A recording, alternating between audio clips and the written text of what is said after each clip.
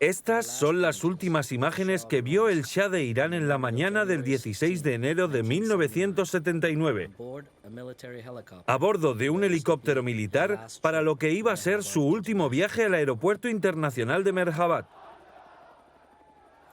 Pocos entendieron los motivos de su decisión de dejar el país en un momento tan crítico. El rey de reyes abandonó su región Pahlavi y murió 19 meses más tarde en el exilio debido a complicaciones médicas. Su partida cambió la futura historia del Medio Oeste y del mundo. Esta es la historia de esos 19 meses de odisea que lo llevaron a su muerte.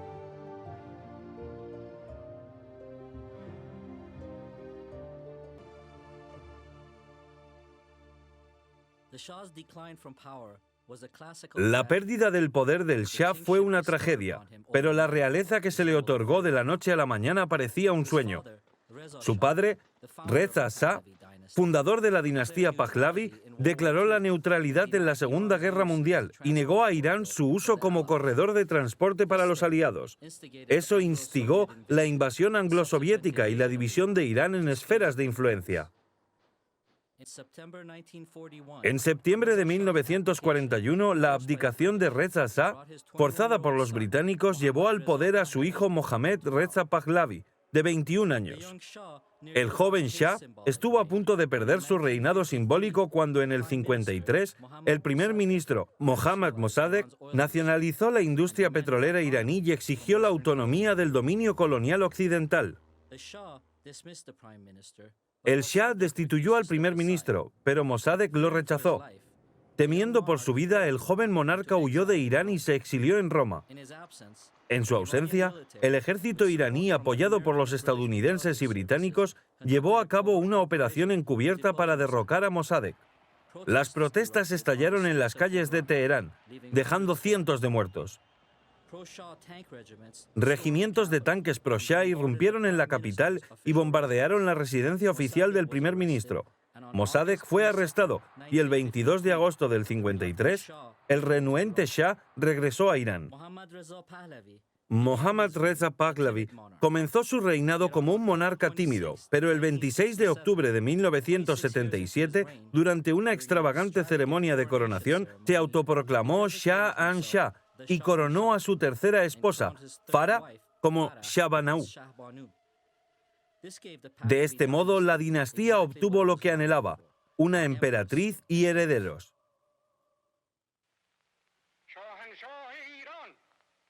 Se autoproclamó el rey de reyes. Los ingresos del petróleo, junto con el apoyo de Occidente, dieron al Shah una falsa sensación de bienestar. Irónicamente, el Shah llegó a creer que su misión era cambiar el orden mundial que le había llevado al poder. En el pasado, ustedes, los británicos, y otros que tenían influencia aquí, podían cambiar a los primeros ministros a su antojo. ¿Lamentan el tiempo que han perdido? ¿Quieren manipular también nuestros asuntos internos? No se lo permitiremos. En el 73, el presidente Nixon puso fin a 20 años de ayuda estadounidense a Irán y concedió al Shah plenos poderes discrecionales para comprar cualquier arma americana que deseara. Pero el apetito del rey por el poder y las armas no se saciaría. Si Estados Unidos limita el suministro de sus armas, ¿comprará armas en otra parte? Sin duda. Estados Unidos había invertido mucho en hacer del régimen del Shah una línea de frente contra la expansión soviética en la región, pero el Shah tenía otros planes. En una carrera por transformar Irán en una gran potencia mundial en una sola generación, tenía un gran plan para modernizar el país. Gracias a que los países árabes se unieron a él en la reducción de la producción, los precios mundiales del petróleo se multiplicaron casi por 5 en un año. El Producto Nacional Bruto iraní creció a un ritmo insostenible del 50% anual. Al Shah no le importó el impacto negativo de sus políticas en el Occidente. Cuando empezamos a defender nuestros intereses, el precio de las materias primas también se disparó varios cientos por ciento. Pero esto no puede seguir así. Si ustedes crecen, crecemos nosotros. Si nosotros crecemos, crecen ustedes. Hay que encontrar una solución. Los ingresos inesperados del petróleo financiaron la modernización, liberalización y propagación de la educación, pero el despertar político e intelectual de la clase media la impulsó a exigir más libertad al gobierno. Los numerosos intentos de asesinato del Shah no frenaron esta tendencia.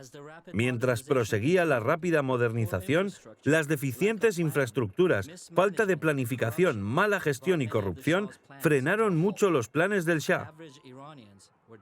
Los iraníes estaban desilusionados. El rey había juzgado mal los mercados del petróleo y su propio poder, hasta amenazar con cancelar los contratos petroleros con consorcios occidentales que expiraban en el 79. La economía iraní era un caos. El monarca perdía apoyos dentro y fuera del país.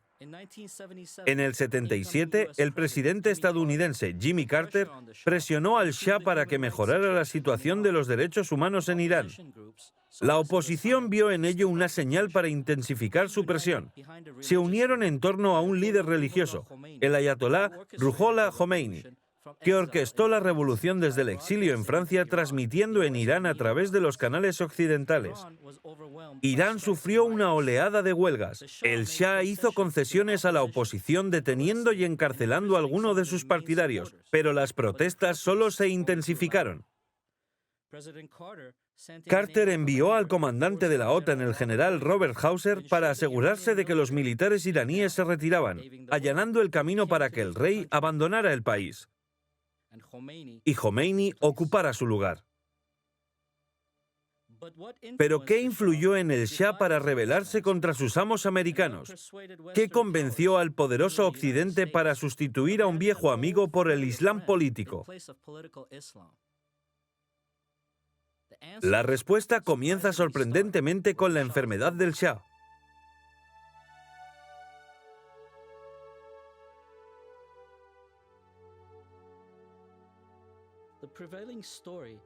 La historia contada por la reina en su libro An Enduring Love sostiene que el cáncer del Shah fue descubierto por primera vez por los médicos franceses en el 74, que lo mantuvieron en secreto incluso para el rey, que no supo de su enfermedad hasta el final, alrededor del 77. Había muchos secretos e incluso conspiración de silencio. Al parecer, cuando el Shah estaba en una de sus vacaciones en la isla de Kish, practicando esquí acuático, notó un bulto en la parte superior izquierda, y creo que él mismo pensó que era el bazo. El Shah compartió su dolor con su viejo hombre de confianza y ministro de la corte, Asadullah Alam. Un jueves por la noche, el señor Alam me llamó desde la isla de Kish. Me dijo, doctor, lo necesito. Le pregunté, ¿se encuentra bien?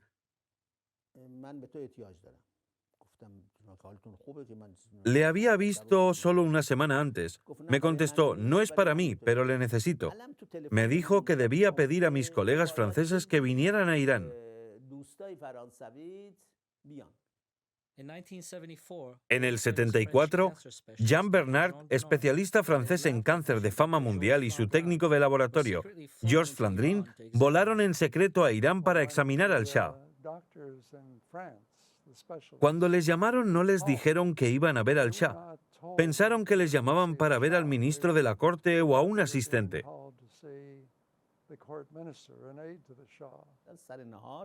Luego, el doctor Bernard me informó de que en realidad les habían pedido que examinaran a su majestad. Concluyó que no encontraron nada inusual. Su majestad era un hombre sano y fuerte. Su bazo estaba un poco agrandado debido a la malaria. Le pedí a Flandrin que me llevara algunas muestras de sangre a París para un examen más detallado. El doctor Georges Flandrin, la voz médica de la reina en la enfermedad del Shah, que en su libro relata la historia a través de cartas que supuestamente envió a su mentor, el doctor Jean Bernard, afirma que ambos médicos franceses hicieron su diagnóstico tras observar las muestras de sangre del Shah con un microscopio en el baño de mármol del palacio. Después de hacerle algunos análisis de sangre, determinaron que padecía leucemia linfática crónica. Pero el entorno del Shah pensó que no era prudente revelarlo en aquel momento, ni siquiera al Shah. No le dijeron al Shah que tenía leucemia, que era una forma de cáncer de la sangre, sino que padecía una enfermedad llamada enfermedad de Waldenström.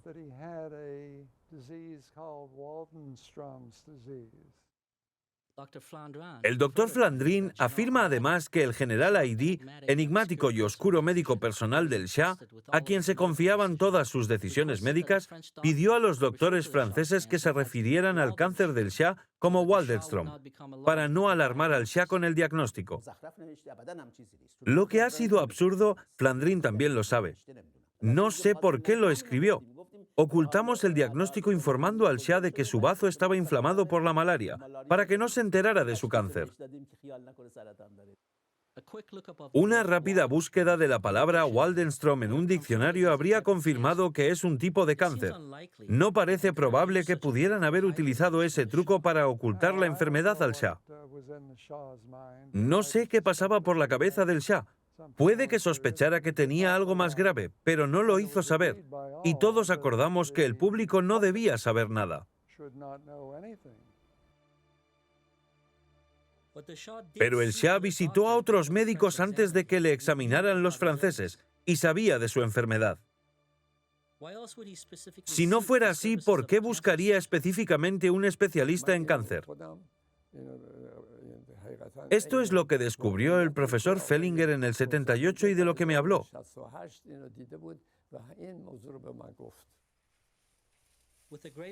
Como gran aficionado al esquí, el Shah viajaba regularmente en invierno a Suiza y Austria. Aprovechaba también estos viajes para visitar en secreto a su médico de cabecera para hacerse un chequeo anual. Ese año Su Majestad viajó a Austria en marzo. Después fue a Suiza unos días y regresó a Irán para el Año Nuevo Persa. Junto a él, fuimos al hospital del profesor Fellinger y este examinó al Shah. Luego salieron de la sala del examen y entraron en otra habitación donde leí encima de la puerta escrito isótopo. En esa época, la tecnología de radioisótopos en medicina nuclear utilizaba la radiación para obtener información diagnóstica sobre órganos específicos o para tratar diversas patologías, en particular el cáncer. Era un médico muy famoso de Viena. Cualquier celebridad o jefe de Estado que necesitara la mejor atención iba a ver al doctor Fellinger, y él no recibía a todo el mundo. Sabíamos que el Shah hacía sus chequeos anuales con Fellinger y que el doctor Ayadi le llevaba allí. Tras la revolución y la muerte de Su Majestad, volví allí para una operación menor. Vi al profesor Fellinger y se mostró muy apenado por lo que le había ocurrido al rey. Me dijo que cuando el Shah le visitó en el 78, notó la posibilidad de que el rey tuviera una complicación. No lo mencionó al rey, aunque informó al doctor Ayadi de que era mejor que estuviera bajo estricta supervisión médica. ¿Qué había descubierto que los otros médicos no habían notado? ¿O el doctor Ayadi ignoró el problema?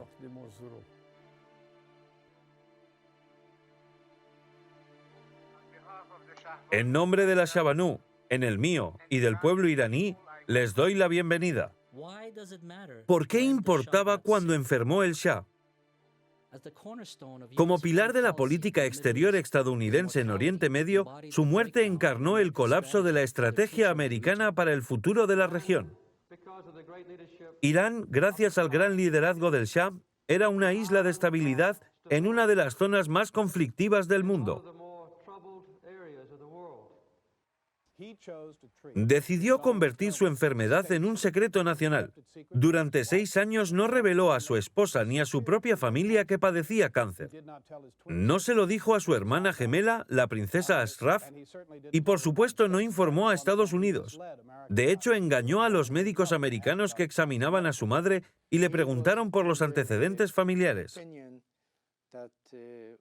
Creía que cuando se enteraran de su condición, los iraníes ya no le apoyarían como antes.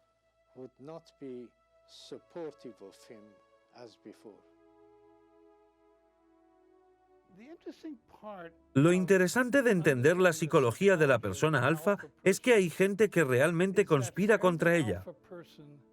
there are people who really are, in a sense, conspiring against him. You can't have No a se leader puede without tener un líder wanting sin to que la lift gente his quiera estar en leadership su posición, position.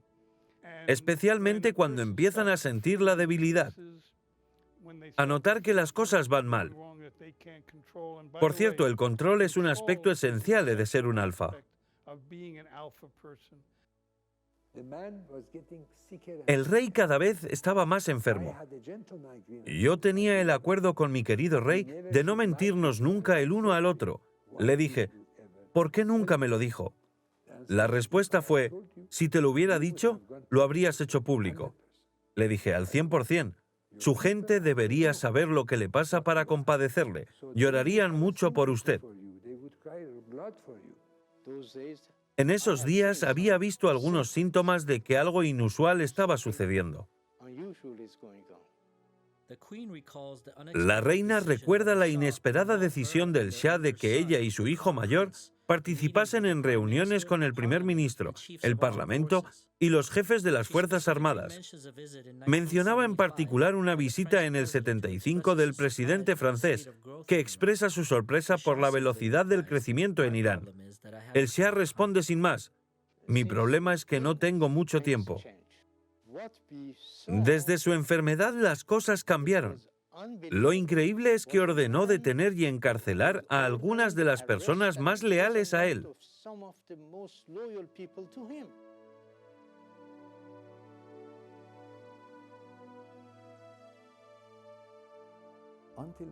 Hasta que Alam vivía no podían hacer mucho. Pero tras su muerte y cuando el Shah se quedó solo, la influencia de la reina aumentó enormemente. El 14 de abril de 1978, menos de un año antes de la revolución iraní, falleció Asadullah Alam, el consejero y más fiel amigo del Shah. La causa de su muerte fue, irónicamente, un cáncer de sangre. Alam, fallecido de la misma enfermedad, debilitó inmensamente al Shah tanto física como emocionalmente. La reina tomó el poder. Siempre se creyó que el Shah era muy odiado. La reina era muy querida, así que si el Shah se iba, podían tomar el poder, pero subestimaron la religión.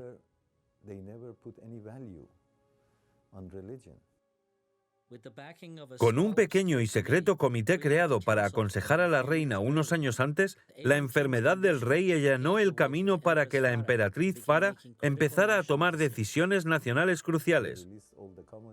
Soltaron a todos los comunistas, a los presos y metieron a su propia gente en la cárcel. Eso lo hizo la señora Farah. Le dije, si cree que nuestra reina o su hijo podrán sustituirle, se equivoca. Si usted se va, todo caerá. Probablemente habría sangre en las calles. Si se va, toda la gente que le ha servido con lealtad no dirá nada bueno de usted.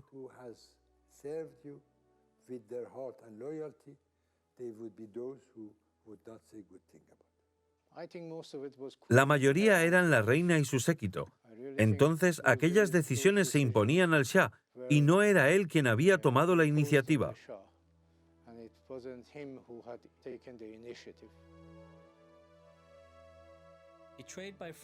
Traicionado por sus amigos en casa y abandonado por sus aliados en el extranjero, el Shah se enfrentó a un país al borde del colapso. Cuando el Shah se reunía con su nuevo gobierno civil, era consciente de que Estados Unidos había tomado una decisión. No se trataba de una desautorización pública del Shah, ni se pedía en modo alguno su abdicación. La decisión consistía simplemente en ordenar al embajador estadounidense Solomon que la próxima vez que el Shah pidiera consejos sobre si debía o no tomarse vacaciones, el consejo debía ser siempre sí. Esto se hizo con pleno conocimiento de que, si el Shah se va, puede que nunca regrese. Un mes antes de nuestra partida definitiva, Su Majestad me informó de que pensaba ir a Estados Unidos. Me dijo, quiero ir a la Casa Blanca y reunirme con el Consejo de Seguridad Nacional. Quiero hablar con el Senado y el Congreso. Quiero saber qué quieren de nosotros. ¿Qué es lo que quieren que hagamos para ellos? Que nos lo digan para que podamos poner fin a esta situación. Que nos muestren una salida. De lo contrario, si nos vamos, todo Oriente Medio se derrumbará. que nos dirijan o critiquen o que nos den sugerencias sobre lo que debemos hacer.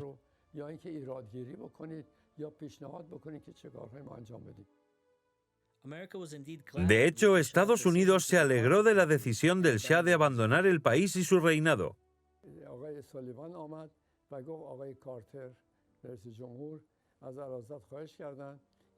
El señor Sullivan se detuvo y dijo: el presidente Carter ha pedido que, de camino a América, Su Majestad debería hacer una parada en Asuán, en Egipto, para reunirse con el expresidente Ford, así como con el presidente Sadat, por 2 días para hablar de Camp David.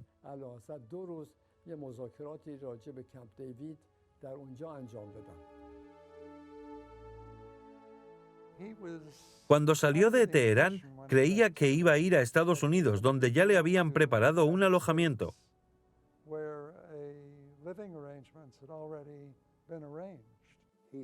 No debería haber escuchado ni al embajador estadounidense ni al británico.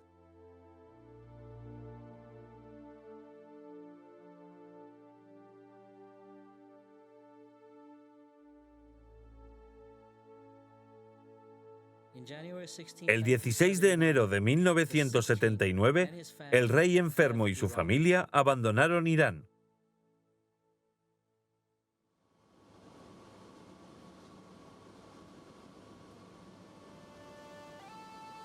...16 de enero de 1979.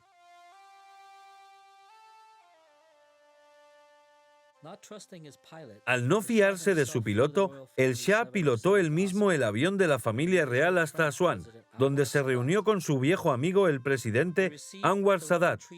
Fue recibido con una salva de 21 cañonazos y una guardia de honor. Pero el ánimo del rey era sombrío. Era un día terrible para el Shah, ya que representaba su entrada en una vida de exilio. Mientras el Shah se alojaba en un hotel de lujo en una isla en medio del Nilo, en Irán, millones de personas salían a la calle para alegrarse de su marcha y celebrar el regreso victorioso de Jomeini. No se sabe cuánto tiempo permanecerá el Shah en Egipto ni cuándo llegará a América. Hoy por la mañana, 3 de sus hijos y su suegra han llegado a Texas, cerca de Lubbock, para reunirse allí con el hijo del Shah. Se cree que el Shah y su familia se instalarán temporalmente en Palm Springs, California, en la finca del filántropo Walter Annenberg, donde se encuentran actualmente la hermana y la madre del Shah. El Shah había perdido su trono, pero la crisis de Irán apenas comenzaba. Solo permaneció en Egipto unos 5 días. Es interesante que el doctor Flandrin viniera a Asuán a hacerle un hemograma. La enfermedad seguía siendo un secreto guardado. Sus planes de viaje a Estados Unidos estaban a punto de cambiar. Llamé al embajador de Estados Unidos en Egipto y le dije que se había acordado que entráramos en América por la base aérea de Andrews. ¿Qué día y a qué hora debemos llegar? Me dijo: le llamaré y se lo diré. Llamó al día siguiente desde el Cairo y dijo: por favor, dígale a Su Majestad que me contacté con mis superiores en Estados Unidos. En las circunstancias actuales, la administración no considera sensato admitir a Su Majestad en América. Sacado de Irán, el Shah fue informado de que ya no podía permanecer en Egipto. Su presencia allí estaba creando complicaciones al régimen de Sadat entre los musulmanes árabes.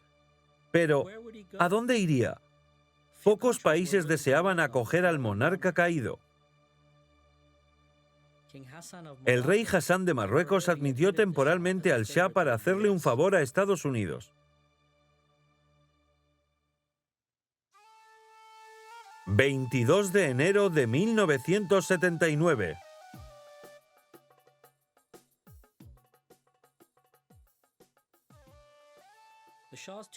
La estancia de 2 meses del Shah en Marruecos comenzó de forma positiva. Se reunió con la familia real.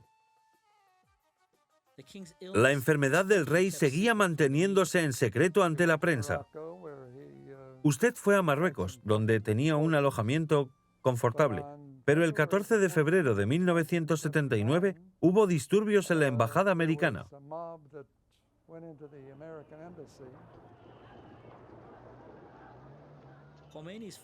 Los partidarios de Jomeini en Irán, temiendo que se repitiera la vuelta al poder del Shah, asaltaron la embajada estadounidense. Las negociaciones entre la administración de Carter y los iraníes radicales produjeron cierta desescalada de la situación, pero el presidente Carter fue advertido por primera vez y supo a partir de ese momento que permitir la entrada del Shah en Estados Unidos perjudicaría al personal estadounidense enviado a Irán. Con todos esos problemas en Teherán, el gobierno de Marruecos y el rey Hassan se sintieron muy incómodos con su estancia en el país y le pidieron que se marchara.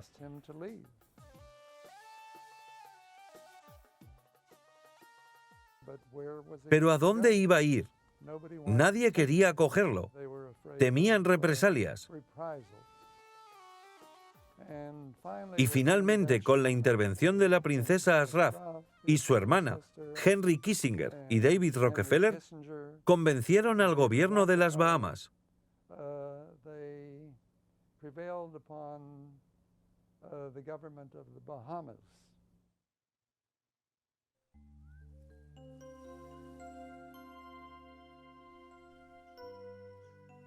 ...30 de marzo de 1979. Amigos poderosos consiguieron que el Shah y su séquito se refugiaran temporalmente en las Bahamas. Se cobraron sumas exorbitantes por la estancia real. El rey y la reina no disfrutaron de su nueva residencia. Su alojamiento era pequeño y ofrecía poca intimidad. El Shah nadaba en las aguas tropicales y daba paseos por la playa, pero su salud se deterioraba continuamente. Robert Armao, un empleado de Rockefeller, fue enviado a las Bahamas. A partir de ahí, Armao se convertiría en el principal asesor, manipulador, portavoz y jefe de gabinete del rey. El cielo azul y las aguas cristalinas no cambiaron el hecho de que el Shah estaba enfermo. El doctor Flandrin fue a verle a las Bahamas y fue la primera vez que la enfermedad del Shah pareció agravarse. Al parecer, mientras estaba en las Bahamas, le había salido un nódulo linfático en el cuello. Le hicieron una biopsia con aguja y le diagnosticaron la enfermedad de Hodgkin. Realmente no era una buena manera de hacer un diagnóstico primario de linfoma. Argumentaron que debido a la naturaleza secreta del caso, no pudieron realizar una biopsia incisional. Es poco creíble, porque extraer el ganglio linfático del cuello es un procedimiento bastante sencillo. Me sorprendió que el hematólogo francés tratara al Shah de un problema hematológico, maligno, sin un diagnóstico adecuado y en secreto.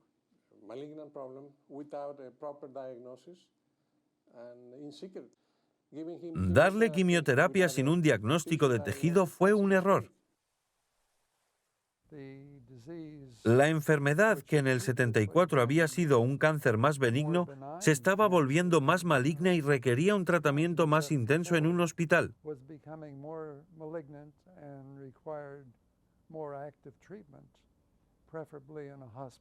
Pensaron que tenía un trastorno linfoproliferativo. Más tarde, una neoplasia linfática maligna de bajo grado no Hodgkin. Y finalmente le diagnosticaron la enfermedad de Hodgkin. Ahora, en lugar de ser una leucemia linfocítica crónica, se había convertido en un linfoma de células grandes, que es una enfermedad mucho más peligrosa.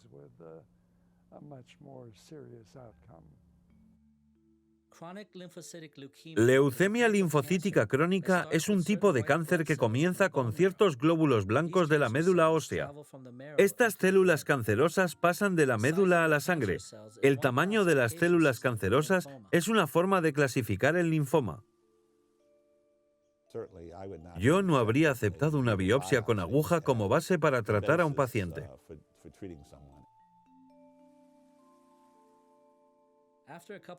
Pasados un par de meses, el gobierno británico decidió que el Shah ya no era bienvenido en las Bahamas. Era como un ciudadano sin patria.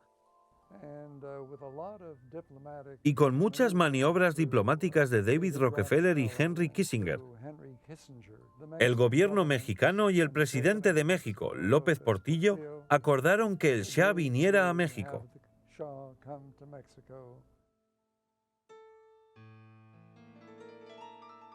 Pero ¿por qué México?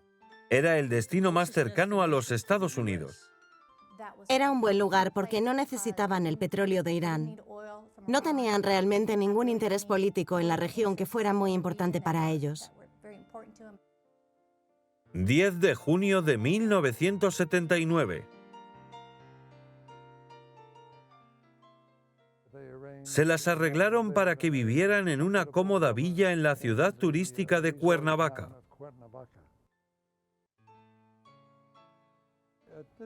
En ese momento empezó a tener muchos médicos. Había médicos en México que lo veían, como el doctor Flandrin.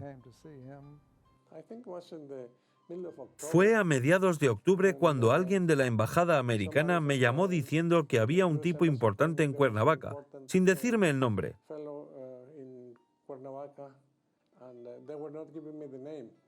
Solo dijeron que era importante y que tenía un problema de ictericia y dolor abdominal. Eso era todo lo que me dijeron. El gobierno americano, a través de David Rockefeller, envió a otro médico, Benjamin King, internista y especialista en enfermedades tropicales de Nueva York, pero este pensó que le llamaban para ver al Shah porque tenía malaria.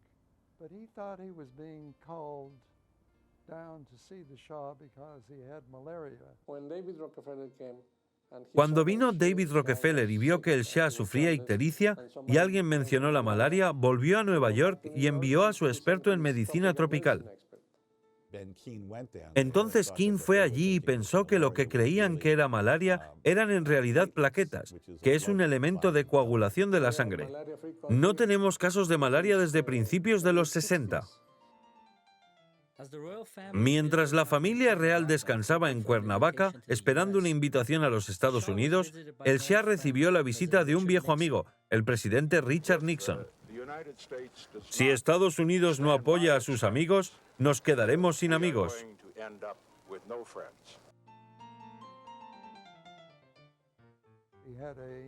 Tenía una obstrucción en el hígado o el conducto biliar común, probablemente debida a un cálculo o a un tumor maligno. Esa fue la primera vez que empezó a haber un serio desacuerdo entre los médicos.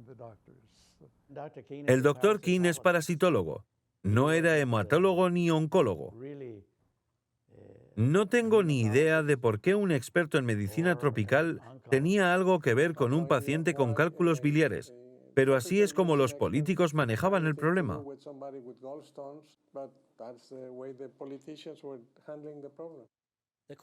La reina describe la llegada del Dr. King como el inicio de un periodo de caos diagnóstico que se tradujo en una cadena de catástrofes críticas. El Dr. King consideró al Shah un paciente difícil y reservado por negarse a proporcionar muestras de sangre y ocultar información crucial sobre su enfermedad. Ben había trabajado con los Rockefeller durante varios años. Los Rockefeller eran buenos amigos del Shah y le rogaron que lo trajera a Nueva York. Los médicos mexicanos pensaron que podían tratar al Shah en México. Tenían todo lo necesario en su hospital.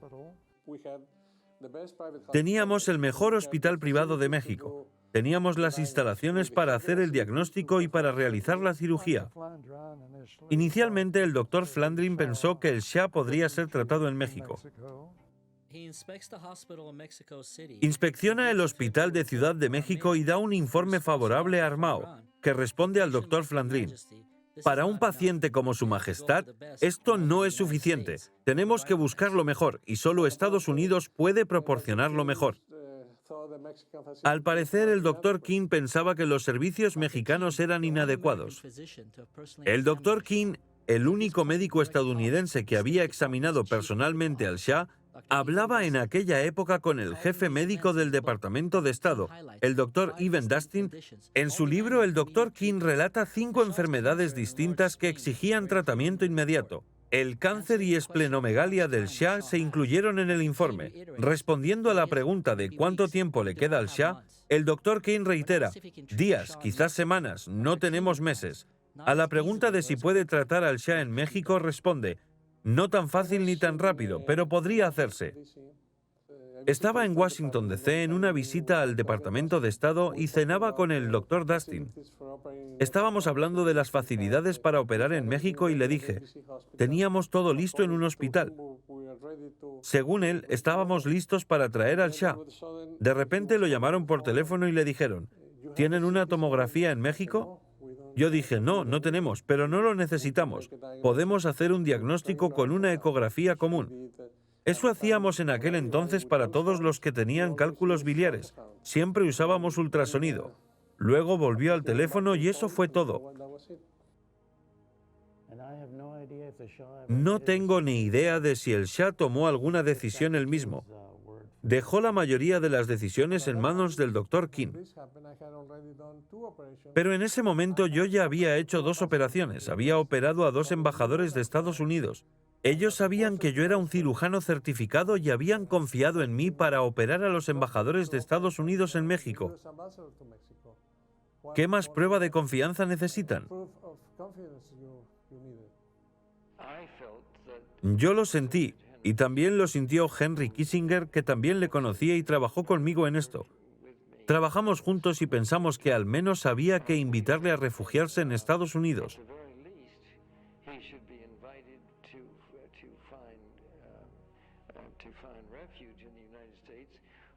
¿Cuál era el interés de los Rockefeller en los asuntos del Shah? El Chase Manhattan Bank, propiedad de los Rockefeller y de cuyo consejo de administración formaba parte Henry Kissinger, era el único banco del gobierno del Shah. Allí tenían sus principales cuentas del Banco Central de Irán y la Compañía Nacional Iraní de Petróleo.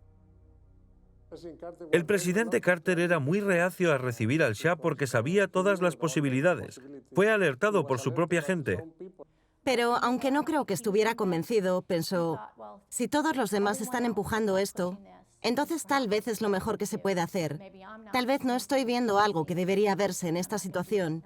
Y no voy a resistir eternamente a mis principales asesores, que ahora me aconsejan todos lo contrario.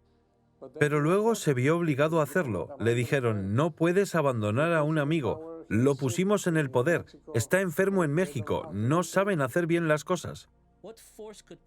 ¿Qué fuerza podría influir en un presidente estadounidense para ir en contra de su propio juicio y consentir? Uno de los hechos que no se conocen bien y que yo aprendí en el proceso de mi investigación fue que la embajada ya había sufrido 3 asaltos antes de aquel tan famoso, en el que se tomó y retuvo a los rehenes.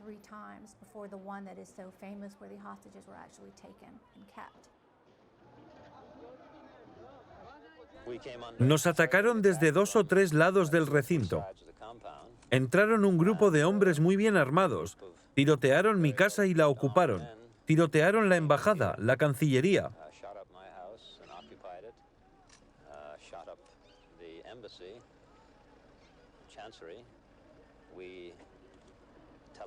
Telefoneamos al Comité de Seguridad con el grupo de Khomeini. Consiguieron enviar aquí a un grupo de personas justo a tiempo, porque habíamos abandonado la planta baja y estábamos todos en la planta superior cuando llegaron estos jóvenes, estos luchadores por la libertad. Derrotaron a los otros y nos salvaron.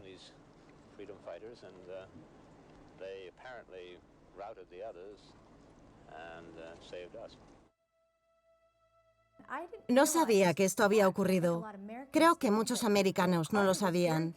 Carter estaba muy preocupado por el personal de nuestra embajada.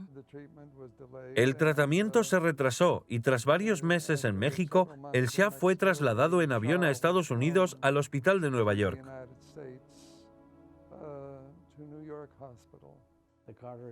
Fue un acto humanitario de la administración Carter que le dejó entrar y entonces empezaron todos los problemas.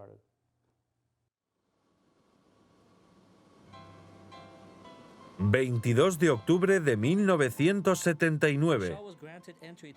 Al Shah se le permitió la entrada en los Estados Unidos porque México carecía de los médicos y el equipo necesarios para llevar a cabo la operación.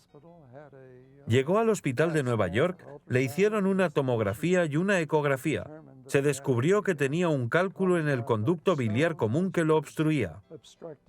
La vesícula biliar contiene un fluido digestivo llamado bilis.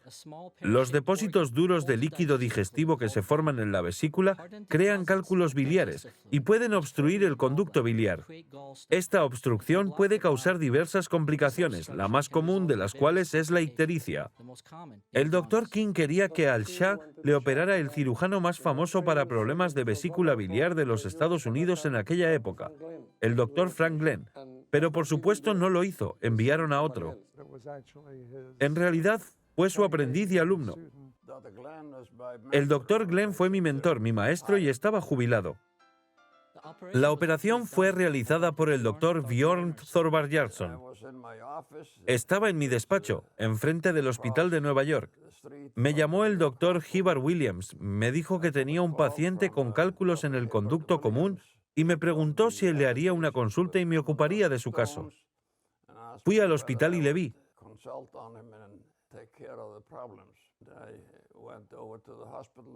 Me dijo que el paciente era el Shah de Irán, que había ingresado en el hospital el día anterior usando un alias. Armao, molesto por la negativa del subsecretario de Estado a permitir la entrada del Shah en los Estados Unidos, consigue que el Hospital de Nueva York admita al rey enfermo bajo su propio nombre, David Newsom. Entró en la habitación, el Shah se sentó, me estrechó la mano y me dijo que se alegraba de que le atendiera, ya que yo era el médico al que acudían otros médicos para curarse. ¿De dónde sacó esa información? No lo sé. No se informó al paciente de quién iba a operarle.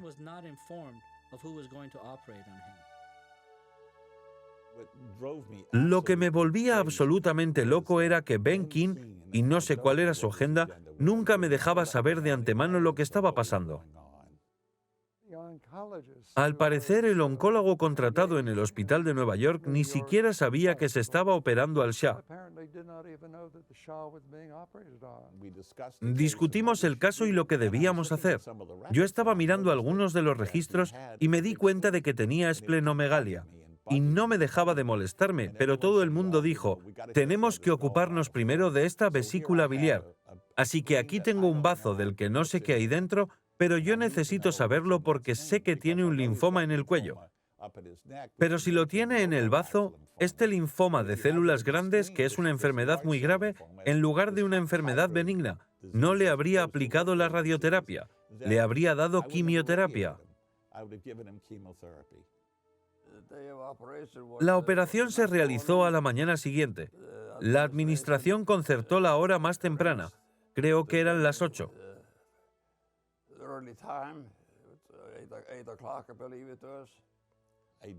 Llegué allí a la mañana siguiente decidido a reunirme con la gente y decirles, tenemos que extirparle el bazo. Aparezco y me dicen que está en el quirófano. Así que fui corriendo y golpeé la puerta. Metió la cabeza en el quirófano y dijo, ¿por qué no extirpan el bazo?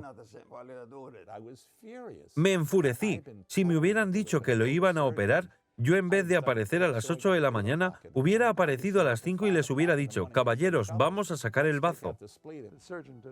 El cirujano no quería sacar el bazo. Preguntó sorprendido, ¿quiere extirpar el bazo?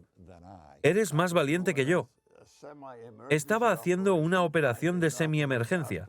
No tenía el permiso del Shah para extirparle el bazo. Nunca había hablado con él de la necesidad de hacerlo.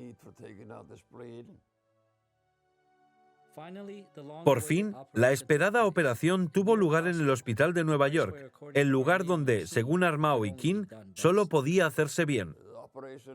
La operación fue bien. Extirparon la vesícula biliar y los cálculos del extremo inferior del conducto común sin problemas. Quitaron todos los demás cálculos del extremo inferior del conducto común. Se introdujo un tubo en el conducto biliar y se cerró el abdomen sin realizar una esplenectomía. El Shah no dejaba de preguntarme después de despertarse si estaba seguro de que no quedaban cálculos en el árbol biliar. Le dije que no creía que hubiera ninguno.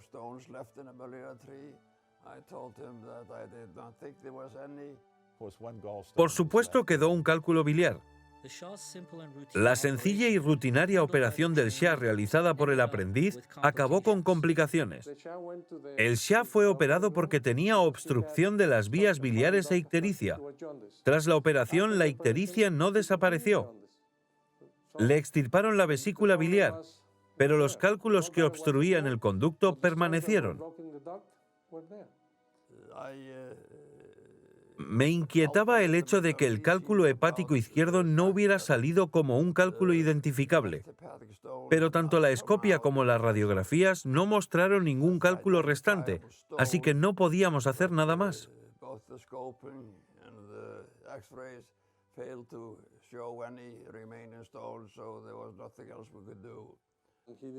No le operaron correctamente. Deberían haber extirpado la vesícula, abierto el conducto biliar y hecho las radiografías en el quirófano. Las radiografías realizadas en un quirófano nunca son de la mejor calidad. Se hacen a través de una máquina portátil y carecen de la nitidez de una radiografía normal. El Hospital de Nueva York, uno de los mejores centros médicos de América, ¿no puede hacer el colangiograma intraoperatorio? Es absurdo.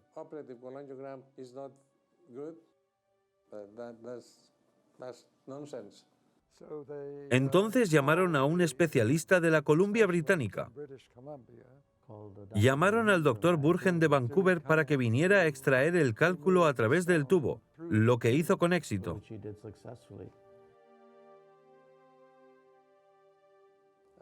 Como dijo la reina, recibió el peor tratamiento posible. El 3 de noviembre hubo una conferencia de prensa médica en Nueva York en la que se habló de la salud del Shah. El cáncer fue el tema principal. Su Majestad el Shah Mohammed Reza Pahlavi ingresó en el Hospital de Nueva York el lunes 22 de octubre por la noche con el diagnóstico de un linfoma del que ha sido tratado durante unos 6 años por un equipo de célebres médicos franceses. El secreto del Shah, que tanto se esforzó por ocultar incluso a su propio pueblo, se hizo público a nivel mundial. En la rueda de prensa no les interesan los cálculos biliares. Lo que les interesaba era su linfoma. Voy a esta conferencia. No sé si está en fase 1 de su enfermedad o en la fase 3. Tengo un dilema y no quiero revelar demasiada información. La gente dice, si dices demasiado, puede que quieras volver un día para apoderarse de Irán, etc. Sabemos al menos que está en sus ganglios linfáticos, en el cuello y en el bazo. La mayoría de los quimioterapeutas de todo el mundo supondrían que se trata de un linfoma relativamente extendido. Pero dije en la conferencia, si uno necesita quimioterapia, la buena práctica médica sugiere que permanezca cerca de sus médicos. Y alguien me preguntó, ¿cuánto duró la terapia? Y dije, no tomo decisiones políticas, pero si tuviera que tomar una decisión médica, insistiría en que él se quedara en América por lo menos durante 6 meses. O 1 año y medio. Al día siguiente, tras enterarse de que el Shah iba a quedarse en Estados Unidos, estudiantes iraníes asaltaron por última vez la embajada estadounidense en Teherán y retuvieron a ciudadanos y diplomáticos americanos. La embajada americana en Teherán está esta noche en manos de estudiantes musulmanes. Me han asegurado que estarán sanos y salvos. El problema de la administración es que nadie sabe a quién culpar de la toma de la embajada. De hecho, me acusaron de haber sido el responsable de la toma de la embajada americana porque cuando me oyeron decir 6 meses, pensaron que iba a haber 6 meses de conspiraciones en Estados Unidos para volver a controlar al Shah y tomaron la embajada.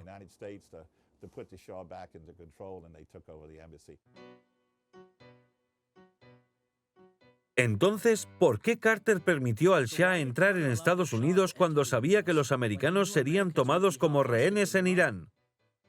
Hay una entrevista en Meet the Press en la que describe cómo, antes de permitir la entrada del Shah, se dirigió al gobierno iraní y consiguió que le aseguraran que intervendrían, porque supuso que en ese momento la embajada sería invadida. Pensó, seguramente esto volverá a ocurrir. ¿Pueden garantizarme que mis compatriotas estarán a salvo? Le aseguraron que intervendrían, pero por primera vez en la historia no lo hicieron. Ahora nuestros jóvenes se han apoderado del antro de corrupción de Estados Unidos. Han capturado a todos los americanos que estaban allí y no se puede hacer nada al respecto.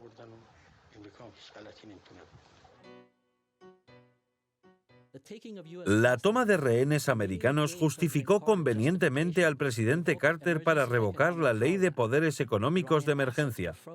Se congelaron los activos iraníes y se impusieron sanciones al gobierno de Irán que siguen vigentes hoy. Las sanciones solo enfurecieron a los secuestradores, pero entonces les llegó la hora de actuar. No nos asustan las sanciones económicas ni las invasiones militares. Lo que nos asusta es la dependencia cultural. Los iraníes exponen sus condiciones para la liberación de los rehenes.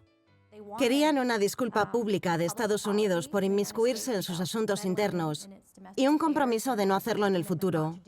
Luego exigían que el Shah regresara para ser juzgado. Las 4 condiciones eran: descongelar los activos iraníes por parte de Estados Unidos, anular las demandas contra Irán, devolver el dinero del Shah y comprometerse a no interferir en los asuntos internos iraníes, con la estipulación de que deben cumplirse todas las condiciones, no solo ser aceptadas por Estados Unidos para conseguir la liberación de los rehenes. Pero los activos iraníes estaban repartidos por todas partes. La Reserva Federal tenía una gran parte de los activos iraníes congelados, 1.300 millones de dólares, y 1.000 millones de dólares en oro. Esto era lo más fácil de recuperar, ya que estaba bajo control gubernamental.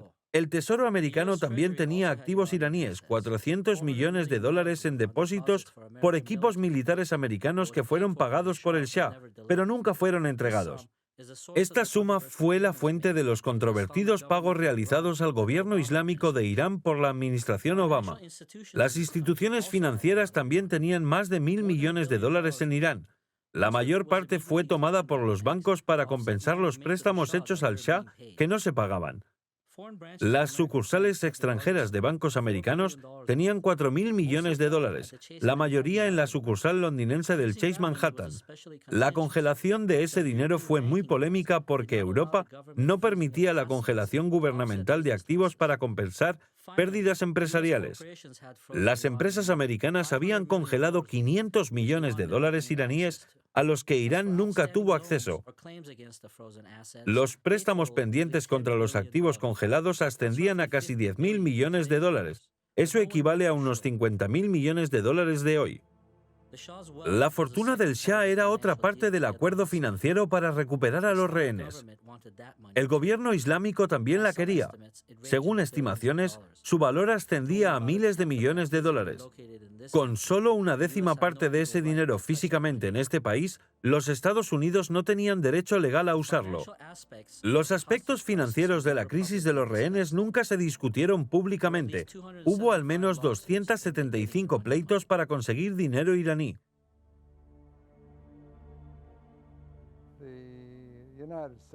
El gobierno americano de entonces estaba convencido de que el Shah tenía que abandonar el país, y el mismo Shah dijo que para asegurarse de que los rehenes no corrían peligro, sabía que tenía que marcharse.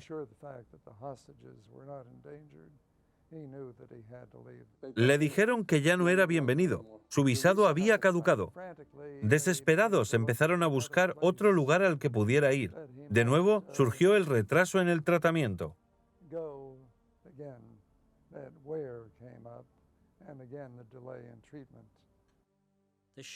El Shah pensó que se le permitiría volver a México. Los mexicanos le dijeron al presidente López Portillo: si no somos buenos para tratarlo, no somos buenos para rescatarlo.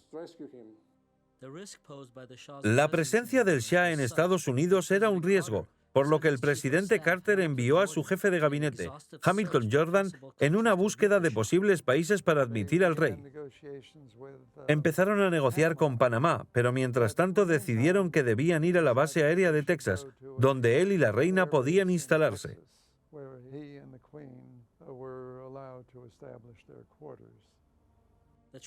El traslado de Nueva York a Lackland se hizo bajo estrictas medidas de seguridad. La reina se quejó del aislamiento del ala psiquiátrica de la base militar.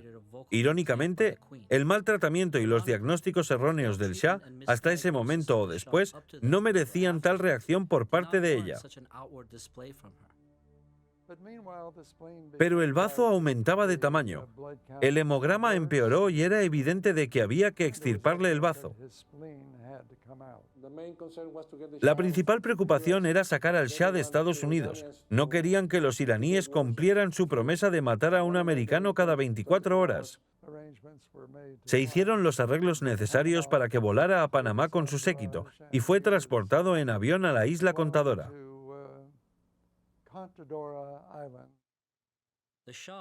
Se permitió la entrada del Shah con la condición de que el motivo de su visita fuera exclusivamente médico y humanitario. Tras la toma de rehenes americanos, los motivos médicos o humanitarios no garantizaban su presencia en América. 15 de diciembre de 1979.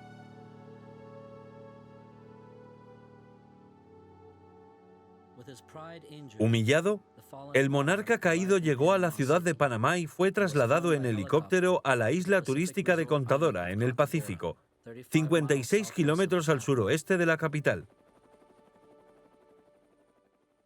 Los reyes encontraron un agradable refugio en la casa de vacaciones del ex embajador de Panamá en Estados Unidos. Se le dio refugio en Panamá porque los estadounidenses no encontraban dónde enviarlo, y Carter y Torrijos firmaron el Tratado del Canal. El general Torrijos sintió que le debía un favor a Carter, aceptar al Shah en Panamá.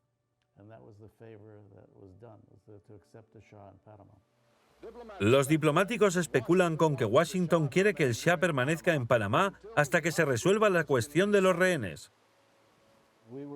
El doctor Carlos García nos informó de que el Shah iba a ser operado porque su hemograma era muy malo.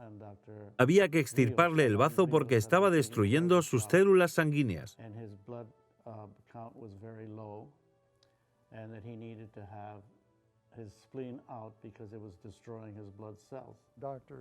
El doctor King inicialmente pensó que sería tratado en el Hospital Gorgas, que estaba en la zona del Canal de Panamá y era un hospital administrado por los americanos. Los panameños pensaron que podría ser tratado también como en un hospital panameño. A la mañana siguiente llamaron al director del Hospital Militar de Gorgas y pidieron el traslado del Shah. Por supuesto, se lo denegaron, porque el gobierno americano no quería al Shah cerca de ningún centro o médico americano para proteger a los rehenes en Teherán.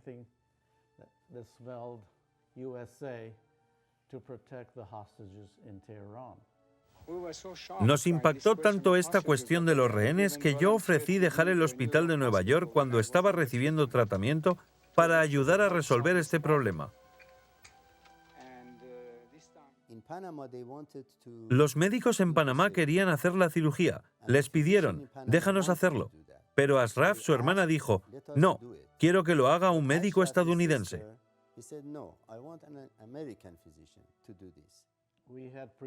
Nos habíamos preparado para hacer la operación un domingo por la madrugada. Además, habíamos negociado a través de la embajada y el ejército estadounidense el envío de un separador de sangre a Panamá. En esa época era un aparato novedoso que tenía la doctora Jen Hester, una hematóloga de Houston. Tenían unos 10 soldados americanos con su grupo sanguíneo preparado. El objetivo era procesar grandes cantidades de sangre para recoger y concentrar suficientes granulocitos para la terapia en pacientes con leucemia, una técnica que la doctora Hester llevaba desarrollando desde principios de los años 70. Todo parece ir muy bien cuando, de repente, aparece un artículo de Nueva York en el que el doctor King afirma que el Shah ingresará este fin de semana en un hospital panameño para someterse a una esplenectomía. Después, el miércoles, el doctor DeBakey declara a la prensa que viene porque nadie en Panamá sabe cómo cuidar de su bazo. El doctor King decidió que el doctor DeBakey debía operar en lugar del cirujano panameño. pero DeBakey no era especialista en bazo. Era un cirujano cardiovascular muy destacado, de fama mundial.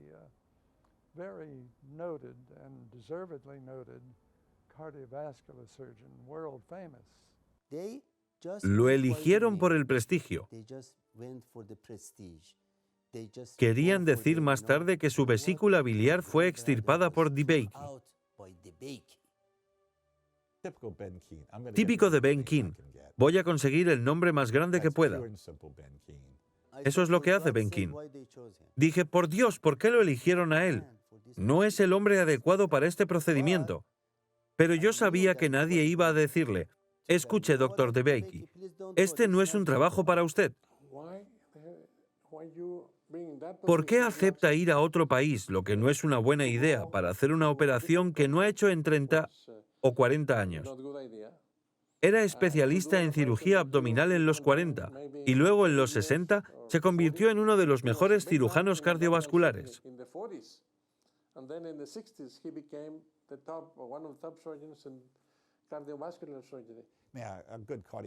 Un buen cirujano cardíaco puede hacer una cirugía abdominal, pero ¿por qué no contratar a alguien que haga esplenectomías a diario? El Dr. King dice en su libro que llamó a DeBakey porque había operado a muchas celebridades mundiales y el Shah se merecía un cirujano famoso.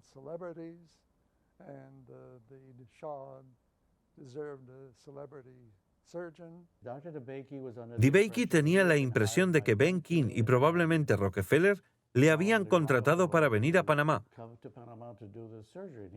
Es un hombre tan famoso que pensó que todas las puertas se le abrirían de inmediato. No fue así como la embajada americana y nuestro gobierno lo habían planeado, porque a él no se le permitía practicar en Panamá. No es panameño, pero nuestro gobierno emitió una disposición especial diciendo que podía ser observador y asesor de nuestro equipo.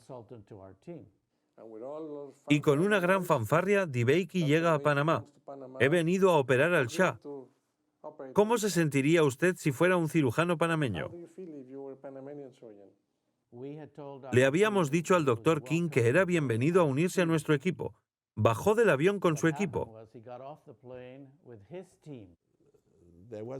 Había cierta arrogancia. Tenían la sensación de haber sido dominados todo este tiempo. Ningún cirujano respetable permitiría que alguien de otro país viniera a operar en su lugar. Solo puede haber un jefe.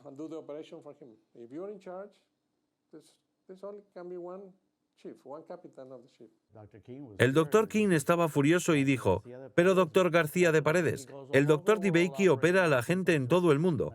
Le dije, esto no es Afganistán.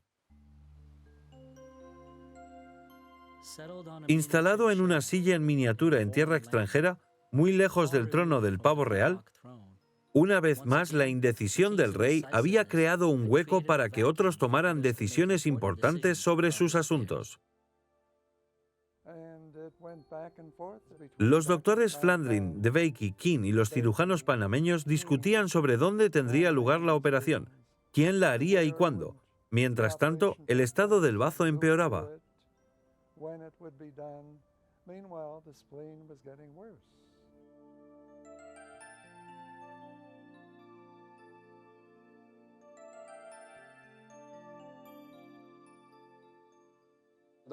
El Dr. King dijo al Shah en Panamá que no quería que le operaran en Panamá porque no se fiaba de los cirujanos panameños. Temía que los iraníes pagaran al general Torrijos para que lo matáramos durante la operación. Torrijos nos había dicho, si el Shah muere, iréis todos a la cárcel. Ben King estuvo allí manipulando en todo momento. Y en cuanto a las condiciones que vivía allí, recomendé que no se operara allí porque creía que aumentarían el riesgo. El Dr. DeBakey ni siquiera vio nuestros quirófanos ni ninguna instalación del hospital. Nos reunimos en la biblioteca. Esa fue la única vez que estuvo en nuestro hospital. ¿Cómo puede decir todas esas cosas? Ni siquiera entró a ver nuestras salas de recuperación ni nada.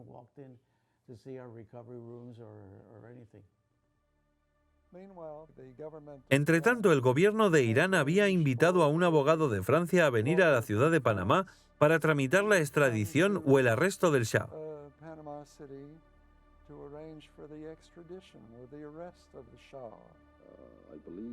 Creo que la República de Panamá ha intentado, en cierto modo, contribuir a la solución pacífica de todas las crisis.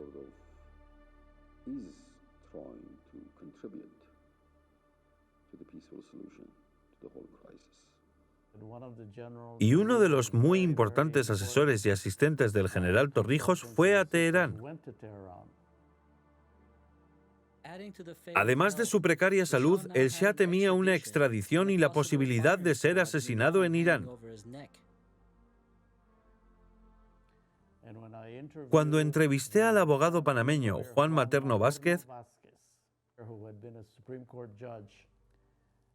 el juez del Tribunal Supremo me dijo: habíamos acordado que el Shah quedará bajo arresto domiciliario y que tuviera el juicio para que los rehenes fueran trasladados inmediatamente a la embajada suiza. Una vez terminado el juicio, serían liberados.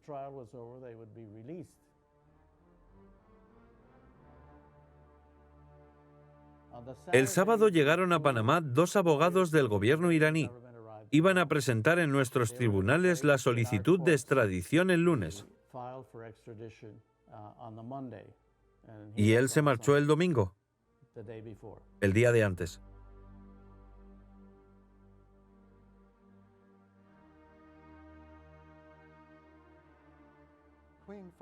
La reina Farah llamó a su amiga en Egipto, la esposa de Sadat, y le dijo: ven a Egipto.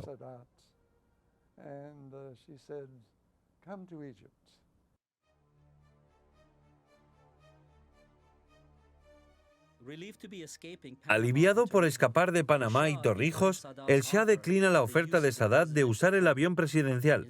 Para su viaje a Egipto decidió alquilar un Evergreen Jet, un antiguo avión de la CIA. Cuando el avión del Shah partió, Hamilton Jordan y la administración Carter hicieron un último esfuerzo por negociar la libertad de los rehenes con la ayuda del abogado francés Bourget para extraditar al Shah.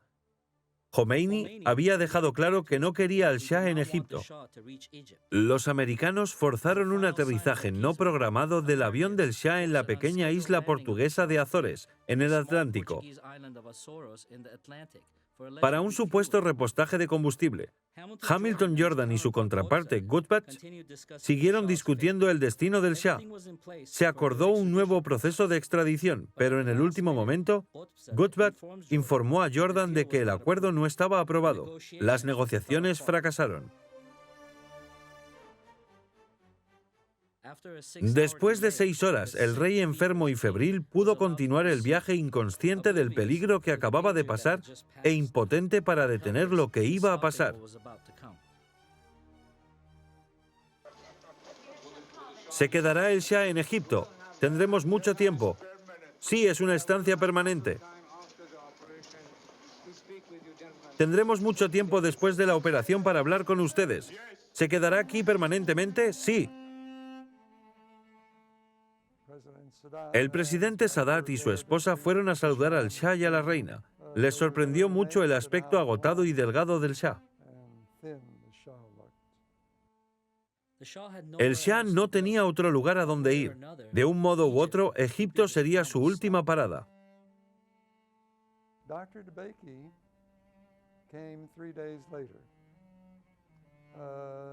Dbeiki vino 3 días después, listo para la operación. La esplenectomía duró unos 80 minutos. El bazo salió fácilmente y poco después de la operación, el Shah se encontraba bastante bien.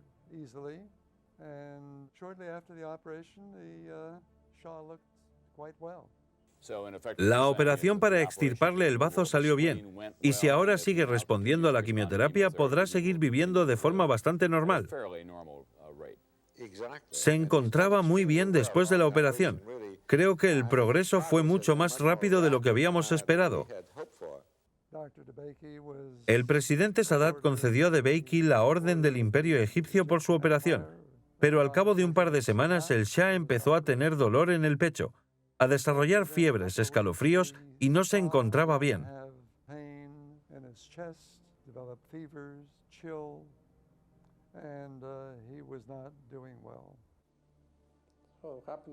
Resultó que el cirujano más famoso del mundo no había hecho una esplenectomía en 40 años.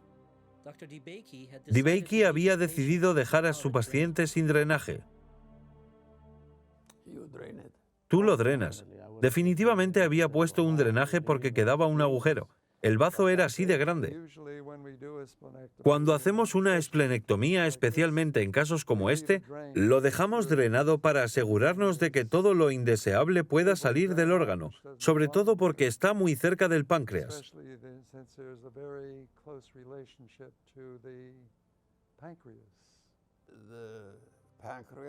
El páncreas es un órgano al que hay que prestar mucha atención cuando se hace una esplenectomía. El extremo del páncreas suele estar estrechamente pegado a lo que se llama hilio de bazo.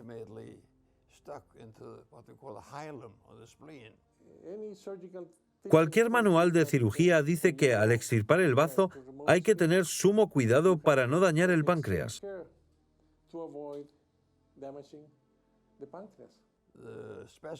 Una muestra del bazo de la operación de Egipto llegó al hospital de Nueva York.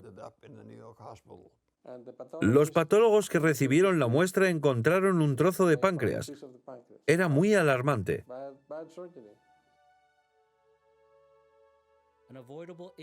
Una lesión evitable del páncreas causada por el descuido de un cirujano se añade a la lista de complicaciones del Shah. Vuelo a Egipto, veo al Shah y hablo con los médicos egipcios. Me dicen que le han dañado el páncreas y que tiene fiebre. Les digo, deben darle antibióticos intravenosos. Me dicen, Su Majestad no quiere antibióticos intravenosos, quiere antibióticos orales.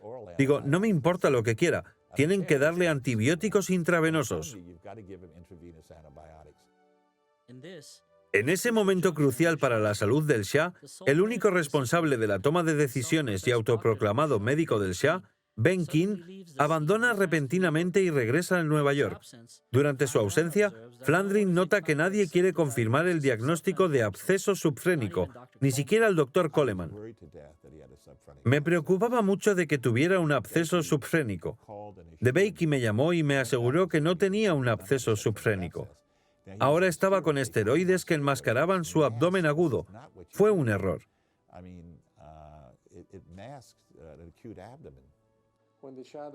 El Shah sufrió un absceso subfrénico tras la esplenectomía debido a una lesión esplénica que no fue reconocida.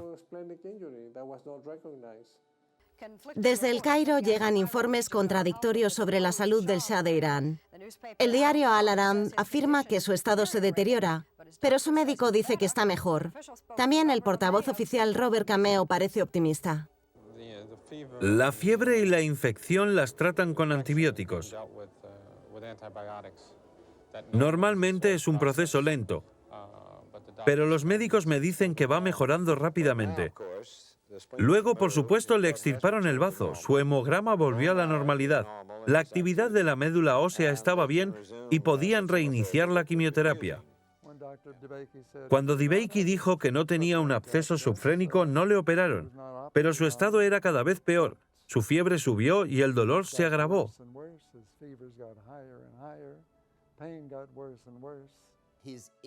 Su ego no le dejaba admitirlo. Según la versión de DeBakey, la médula ósea y la sangre del Shah volvieron a la normalidad, hasta el punto de que estaba listo para continuar la quimioterapia. La mejor terapia estándar en aquel momento era el CHOP, y nosotros habíamos desarrollado una terapia llamada Coplam. Se usan muchos de los mismos fármacos, pero la dosificación es diferente. Ambas son buenas, pero no se las puede combinar. Si lo recuerdo bien, los egipcios intentaron combinarlas. Una infección masiva causada por la esplenectomía de DeBakey, su negligencia, falta de drenaje, lesión del páncreas, uso de esteroides que ocultaron la infección, combinación de terapias y 2 meses de retraso en el tratamiento del absceso subfrénico fueron las principales razones del deterioro de su salud, no su cáncer. Finalmente, Flandrin llamó a un especialista en Francia, el Dr. Fagnier, especializado en complicaciones quirúrgicas, para que viniera a Egipto y operara al Shah. Tuvieron que llamar a los franceses para que fueran a corregir el problema. Es triste. Más tarde, uno de los médicos egipcios me dijo que estaban muy molestos con los franceses y se lo contaron a Sadat. Sadat, que era un hombre inteligente, se acercó, vio al Shah y les dijo a los médicos egipcios: ¿no ven que este hombre se está muriendo? Él dijo que asuman la culpa. El doctor Fagnier operó al Shah casi de inmediato. Drenó el absceso subfrénico y luego drenó casi 1,5 litros de pus.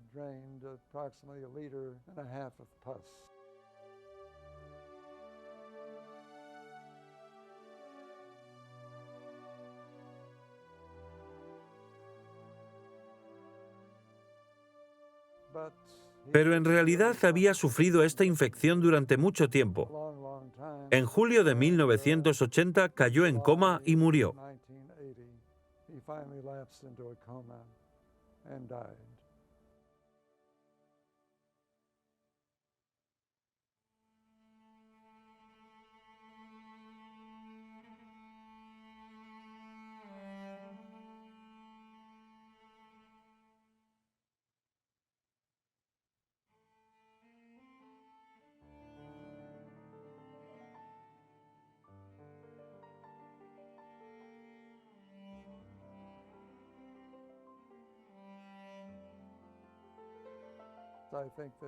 Creo que sufrió demasiado tiempo.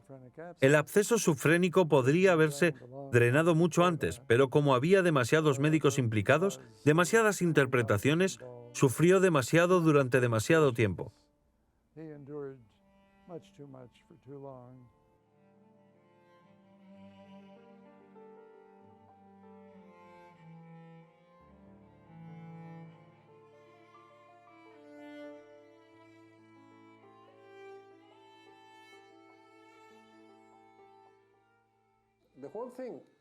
Es toda una lista de negligencias. Desde el punto de vista de la hematología, la oncología, la cirugía, el manejo de las complicaciones. Había demasiados cocineros estropeando el caldo y enormes ramificaciones políticas. Necesitaban un capitán al timón cuyo único objetivo fuera la mejora del paciente.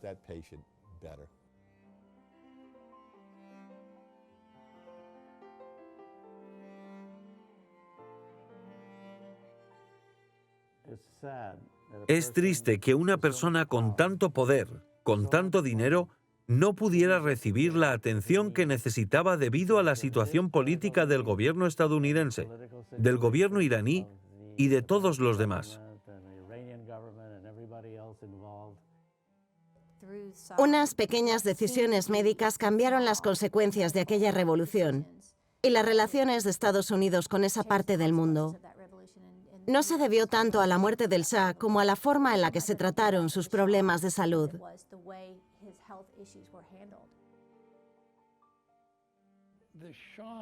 En aquel momento, el Shah casi no veía la realidad de su enfermedad, de sus relaciones, de su posición y de las personas que cuidaban de él. Eso tuvo que acabar en un desastre personal para él.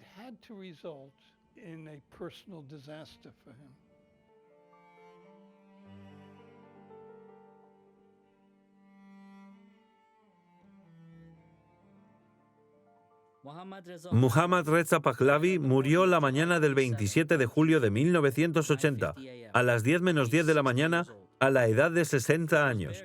Fue enterrado en la mezquita Al-Rifai de El Cairo, el mismo mausoleo donde años antes fue enterrado su predecesor y padre exiliado, Reza Shah.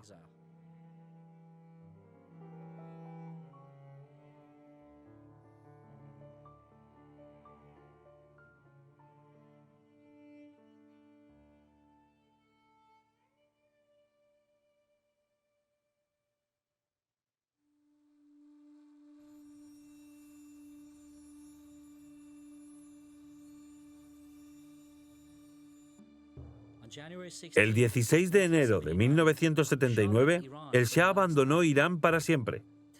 10 días antes de su partida, los jefes de las 4 grandes potencias occidentales, Estados Unidos, Gran Bretaña, Alemania y Francia, se reunieron en la pequeña isla caribeña de Guadalupe para decidir el futuro del Rey de Reyes y de su nación.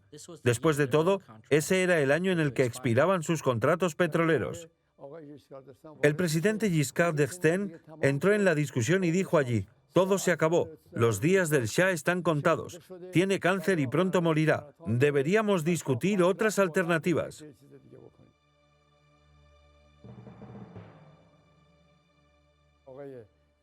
Giscard d'Estaing había sido informado de la enfermedad de Su Majestad en secreto, y por este mismo médico francés, el doctor Bernard. Lord David Owen, el entonces ministro de Asuntos Exteriores británico, escribió que, tras dejar el cargo, el ministro de Asuntos Exteriores francés les dijo que los franceses ya sabían el diagnóstico del Shah.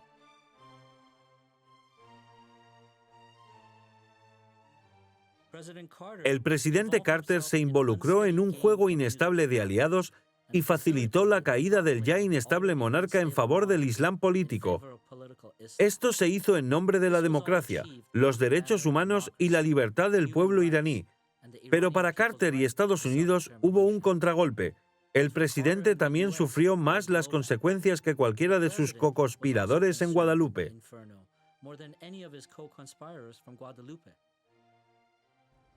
Los estudiantes piensan que Irán es nuestro enemigo porque fabrica armas nucleares. Gran parte de ello proviene del discurso de George Bush, de su eje del mal, y muchas otras expresiones. Un año después de ese discurso, quizá más, cada vez que se mencionaba a esos tres países, se citaba al lado el eje del mal. Así que estos jóvenes son muy impresionables y creen que América siempre ha tenido razón. No tienen ni idea de que una vez fuimos aliados. No tenían ni idea de que había algunos problemas y un conjunto de decisiones tomadas durante un periodo de tiempo muy breve que nos han llevado a estar donde estamos ahora, con estas décadas de sanciones que han afectado a nuestras relaciones y la relación de Irán con el resto del mundo. La administración de Carter no entendió el verdadero significado del Islam político. 30 años después, Obama siguió el camino de Jimmy Carter al intentar reconstruir la reconciliación entre Estados Unidos y el Islam político en Irán. Las relaciones con Irán fueron el único legado que el presidente Obama persiguió con empeño hasta el final. ¿Pero a qué precio? ¿El precio de la democracia, de los derechos humanos o del derecho del pueblo iraní a la autodeterminación?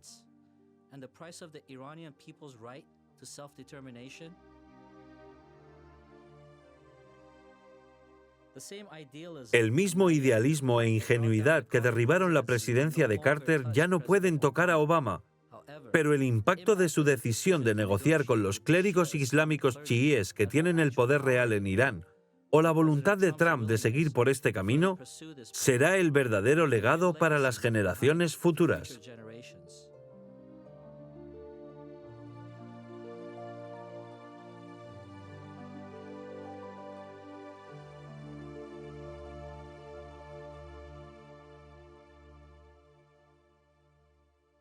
A lo largo de la realización de este documental se contactó varias veces con la reina Farah Pahlavi para entrevistarla y pedirle comentarios, que ella rechazó. En consecuencia, el doctor George Flandrin también retiró su acuerdo inicial de compartir su versión de la historia. Robert Armeo declinó nuestra solicitud de entrevista debido a los acuerdos de confidencialidad que mantiene con la familia del difunto Shah. En memoria de Leon Morgenstern y Jerry Berlin.